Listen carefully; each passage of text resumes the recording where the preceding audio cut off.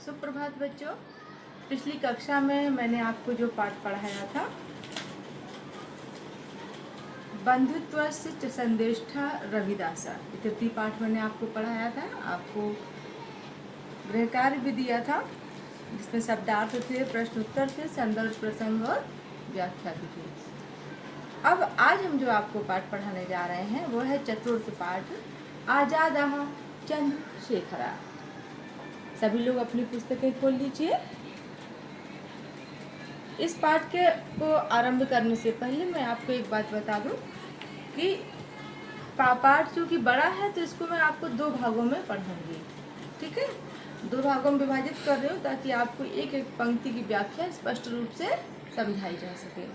तो आज जितना पाठ हो सकेगा उतना पाठ आप ध्यान दीजिएगा। इसके बाद आगे मैं अगले भाग में पढ़ाऊंगी। तो आज के पाठ का नाम चंद्रशेखरा, आज़ादा चंद्रशेखरा है। जैसा कि आप जानते हैं, चंद्रशेखर आज़ाद भारतीय स्वतंत्रता संग्राम के क्रांतिकारियों में प्रमुख रूप से जाने जाते हैं और उन्होंने वो अपने इलाहाबाद में ही शहीद हुए थे। आप सभी लोग कंपनी बाग जाते हैं ना, कंपनी बाग में अब तो पहले तो नहीं था, लेकिन अब वहाँ पर एक प्रतिमा भी उनकी बनी हुई है। जिस वृक्ष के नीचे वो शहीद हुए थे वो प्रतिमा भी बनी हुई है। अंग्रेज़ों के खिलाफ लड़ते लड़ते उन्होंने जब देखा कि वो अंग्रेज़ों से घिर गए हैं, कंपनी बाग को अल्फ्रेड पार्क के रूप में पहले जानते थे। तो जब उनको लगा कि वो अंग्रेज़ों से घिर गए हैं तो उन्होंने क्या किया कि खुद को ही बंदूक मार ली। वो पिस्टल उनकी आज भी इलाहाबाद संग्रहालय में आपको देखने को मिलेगी। तो उन्हीं के शहादत से पहले की जो कहानी है, जो घटनाएं हैं, उसको हम इस पाठ के माध्यम से आप तक पहुंचा रहे हैं। ठीक है बच्चों, तो शुरू करें आज का पाठ। एक चीज़ और ध्यान दीजिएगा कि पहले मैं आपका पूरा पाठ अर्थात जितना मुझे आज मैं पढ़ा पाऊंगी इस भाग में, उसके पंक्तिवार वाचन करूंगी, तत्पश्चात उसकी व्याख्या आपको समझाऊंगी। ठीक है, तो सबसे पहले आते हैं प्रथम पैराग्राफ पर। बच्चों, हो सकता है कि कैमरे में बहुत क्लियर ना आए, लेकिन आप लोग इस चीज़ को ध्यान दीजिएगा। अपनी किताब में खोल लीजिए। मैंने जैसे कि आपको किताब का पन्ना भी देखिए, ये है राजीव प्रकाशन की किताब है, आप खरीद ही लिए होंगे। अपनी किताब खोल लीजिए। क्या है? चतुर्था पाठा आजादाः चंद्रशेखरा, ये पाठ का नाम है। और अब हम आते हैं इसके वाचन पर। वाचन: राष्ट्रहितेऽनुरक्तानां बलिं कर्तुं सहर्षिमुद्यतानामि अग्रण्या चंद्रशेखरा भारतस्य स्वातन्त्र्येतिहासे सततमुल्लेखनीय स्मरणीयाश्च। अर्थात बच्चों, या तो पंक्तिवार भी आपको व्याख्या बता दें या फिर मैं आपको एक बार पूरा पढ़ के इस पैराग्राफ की व्याख्या बता देती हूँ। ठीक है। स्वतंत्रतायाः मधुरं फलं भुजानामि वयं धुनामि प्रकामं मोदामहे तद् वृक्षारोपकास्तु तम् एकात्म बलिदायकास्तादृशाः स्मरणीयाश्च। वीराः एवासान् प्रातः रमणीयास्ते वीराः कदापि भारतीय। बच्चों ध्यान दीजिएगा, मैं फिर से इस पंक्ति को दोहरा रही हूँ। प्रातः स्मरणीयास्ते वीराः कदापि भारतीयरश्माभिनैवं विस्मर्तुं शक्यन्ते तेषा विस्मृतिस्तु महती कृतघ्नायाति स्यात्। तेष्वेव वीरेषु मूर्धन्या परं स्वतन्त्रश्चन्द्रशेखरा आजीवनः स्वतन्त्र एवासीत्। सततं प्रयत्नमानैरपि आरक्षकः तत्करे लौहशृङ्खला नापि नधा मातृभूमिपरिचारिका राणा प्रताप एव आसावपि आत्मबलदायको वीरः रक्तस्नातोऽपि स्वतंत्र एवं परिभ्रमण प्राणान् त्यजताः जीविताः सहतः कथमापि न गृहीता देशभक्तानामादिदर्शभूतस्य चन्द्रशेखरस्य जन्म षडधिकारकोनविंशतिशते ख्रीष्टाब्दे अर्थात 1906 जुलाई मासस्य त्रयोविंशतितमायां तारिकायां मध्यप्रदेशस्य भावरा ग्रामे अभवत्। तस्य जनका श्री सीताराम स्वीया धर्मपत्न्या जगरानी नामधेयया सह उन्नाव जनपदस्य बदरका ग्रामात् गत्वा तत्रैव न्यवसत्। सः तः अलीराजपुरराज्ये वृत्त्यर्थं कार्यं कर्मासीत्। 8 मुद्राकं मासिकं वेतनं ज्वालाति। अब आते हैं बच्चों इसके अर्थ पर। ठीक है बच्चों,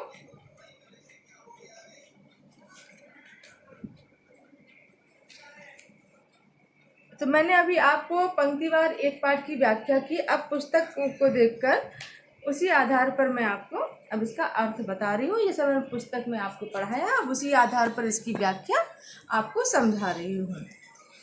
राष्ट्र हित के लिए सहस्त्र अपने प्राणों को, मैंने जैसे कि आपको बताया कि वह शहीद हुए थे, देश की आज़ादी के लिए अंग्रेज़ों के खिलाफ लड़े थे।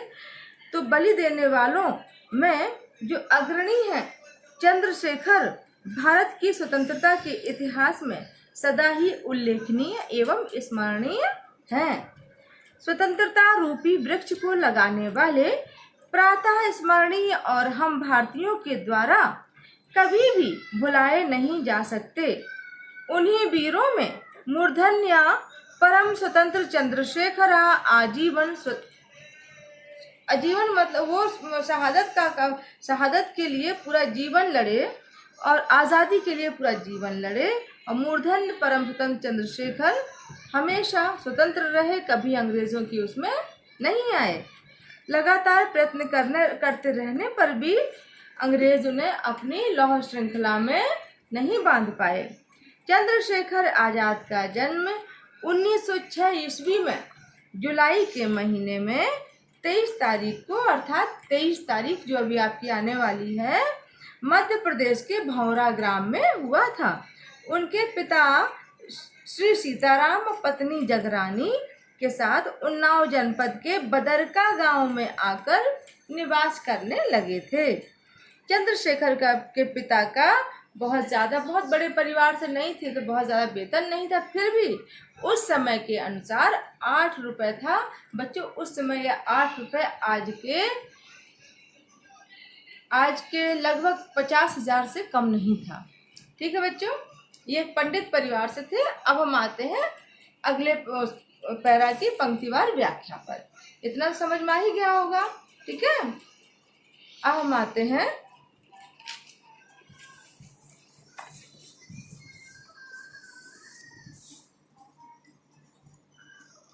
एकदा चंद्रशेखरः तस्य बोध्यानस्य फलमेकं पितरमपृथिव्यौ अत्रोटयति।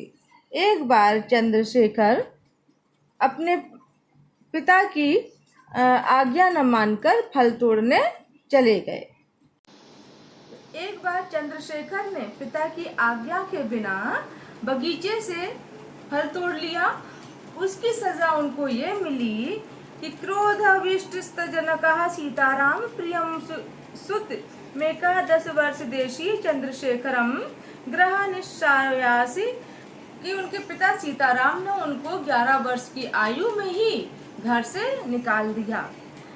क्रोधाविष्ट अर्थात उनके क्रोध का कारण क्या था पिता का? अवोचत, वो बोल रहे थे, गत्वा मालाकारम क्षमाया च सुखी, जाओ तुम माली से क्षमा मांगो क्योंकि तुमने उनकी आज्ञा के बिना फल तोड़ा है। परम सह एवं कर्तुन्योद्यता, लेकिन उन्होंने ऐसा नहीं किया और उनको घर से निकाल दिया गया। तत्पश्चात प्रतिनगरम भ्रामं घोरम श्रम कृत्वा जीविकाम निर्वहति, वह गांव इतना भटके, बहुत परिश्रम किया और देववसात सह बालक, और उस 12 वर्षीय बालक ने वाराणसी समीप गम में बनारस के पास गया। कस्याचित् संस्कृत पाठशालायां संस्कृता अध्ययनम अकरोत्, और वहाँ की संस्कृत पाठशाला में दाखिला करा लिया और संस्कृत का अध्ययन करने लगे। उस बच्चों, आज भी संस्कृत जितनी महत्वपूर्ण है उससे भी कहीं ज़्यादा महत्वपूर्ण पहले थी। लोग इसका ज्ञान अति महत्वपूर्ण मानते थे। अब आते हैं अगले पैराग्राफ पर। एकदा कोएप दुष्टो युवा कामेप्या भद्र युवती पीड़यन् चंद्रशेखरेण बालात् गृहीता। एक बार की घटना बड़ी प्रचलित है कि चंद्रशेखर ने एक भद्र युवती को किसी युवक द्वारा छेड़े जाने से अत्यधिक पीटा था। तः धाराशयनं कृत्वा तस्योरसि उपविष्टस्य चंद्रशेखरः तं तावन्नोषोचि यावत् सा चंचलो दुष्टा धृष्टा निर्लज्जो युवा तायुवतं भाग्नु केति नाकथयत्। और तब तक उसको पीटते रहे, उसको धराशायी नहीं कर दिया जब तक उसने उस युवती को बहन नहीं कहा और उससे क्षमा याचना नहीं की। अनन्या घटनायाः चंद्रशेखर से महती ख्याति ही जाता। एक घटना और भी चंद्रशेखर से संबंधित बहुत महत्वपूर्ण है। आचार्य नरेंद्र देवस्तेन प्रभावता काशी विद्यापीठे तस्या अध्ययन व्यवस्थां कृतवान्। इस घटना के बाद उन्होंने की एक युवती की रक्षा के लिए उन्होंने एक युवक को मारा था। इतनी वाराणसी में चर्चित हो गई थी कि आचार्य नरेंद्र देव ने स्वयं उनका दाखिला काशी विद्यापीठ में कराया और उनका जो भी खर्च था, फीस वो वह स्वयं भरते थे। यदा विद्यापीठना छात्रा असहयोग आंदोलन में सम्मिलिता, और वहां से वह असहयोग आंदोलन में शामिल हो गए। अर्थात आजादी के लिए जो असहयोग आंदोलन शुरू किया गया था उसमें वो शामिल हो गए। त्रिवर्ण ध्वज मदाय जयन्तु महात्मा गांधी जयतु भारत माता इति घोषयन् न्यायाधीशस्य सम्मुखमादीत्। और एक बार इसी असहयोग आंदोलन का सहयोग करते करते वह गिरफ्तार हो गए और न्यायाधीश के सामने प्रस्तुत किए गए, पेश किए गए। तदा सह स्वीकीयं नाम आजादा इति पितृनाम स्वाधीन इति गृहति कारागार समुवोचत्। तो उनसे जब उनका नाम, पिता का नाम और पूछा गया तो उन्होंने कहा कि मेरा नाम आजाद है, मेरे पिता का नाम स्वाधीन है और मेरा गृह स्थल अर्थात मेरा घर कारागार अर्थात जेल खाना है। तदा क्रुद्धो न्यायाधीश को बहुत क्रोध आ गया। तस्मै 5 साघात दंडयति मदयति एवासीत, और उन्होंने उनको 50 कोड़े मारने की सजा सुनाई। एता बहिरागत्या सा जनरभनंदता। इसके बाद जब वो बाहर गए तो लोगों ने लोगों के प्रति इतनी के बीच में इतना प्रसिद्ध हो गए थे कि लोगों ने उनका अभिनंदन किया। द्वाविंशत्यधिके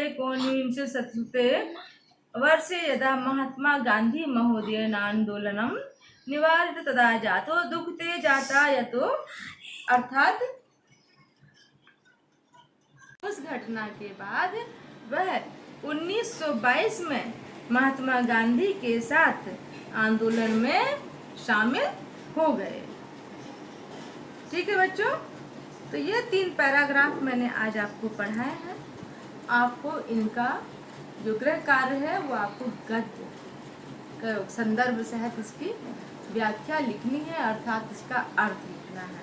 सारांश भी हम आपको गृह कार्य में देंगे, लेकिन पहले आप जो मैंने 3 आपको संदर्भ 3 गद्य 3 पैराग्राफ आपको पढ़ाए हैं, पंक्तिवार पढ़ाया है, तो आपको इसका अर्थ लिखना है। तो मिलते हैं फिर अगली कक्षा में। धन्यवाद।